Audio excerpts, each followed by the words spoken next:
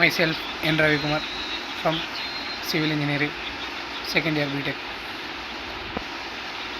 Today my topic is about buckling of columns. Buckling is a failure mode characterized by sudden lateral deflection of a structural member under axial load. Introduction to buckling of columns. Buckling is a failure mode characterized by sudden lateral deflection of a structural member under axial load. It primarily occurs in slender columns subjected to compressive forces.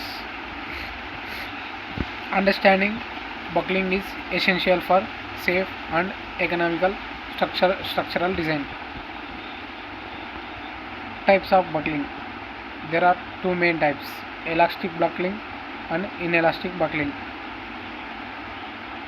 Elastic buckling occurs when the material remains within its elastic limit during deformation. Inelastic bucklings involves permanent deformation and typically occurs at higher loads.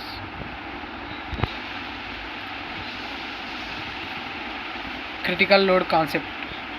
The critical load is the maximum axial load a column can sustain before buckling occurs. It depends on the column's material properties, geometry and boundary conditions. The calculation of the critical load helps in designing columns to prevent buckling failure.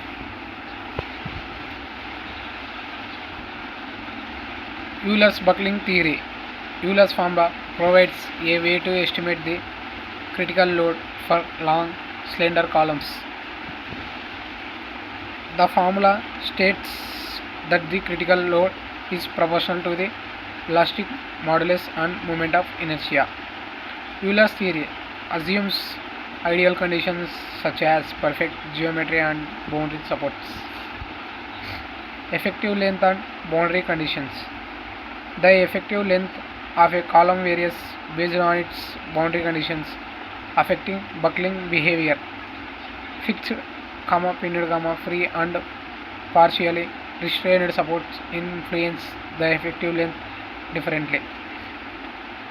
Correctly assessing the boundary conditions is crucial for accurate buckling load calculations. Slenderness ratio and column stability. The slenderness ratio is the ratio of the column's length to its radius of variation. A higher slenderness ratio indicates greater susceptibility to buckling. Design codes often specify limits on the slenderness ratio to ensure stability. Design consideration and safety factors.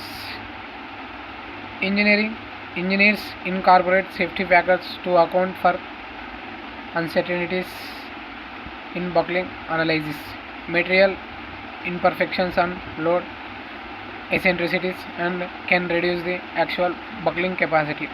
Proper material selection, cross-sectional shape and support conditions enhance stability.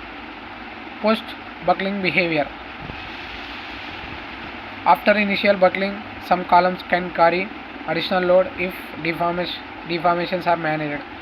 Post-buckling capacity depends on the material ductility and column constraints.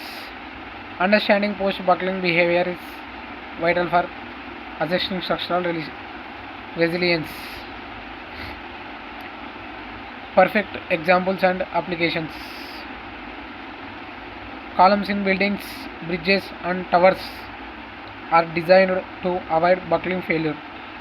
Reinforced concrete and steel columns are analyzed considering buckling effects.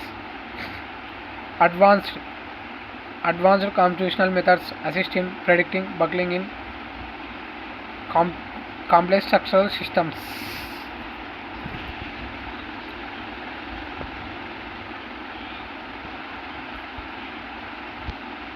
Summary and key takeaways. Buckling is a critical failure mode that must be considered in structural design. Euler's theory provides fundamental insight but must be supplemented with real world factors. Proper assessment of boundary conditions, slenderness, and safety factors ensures structural ability. Thank you.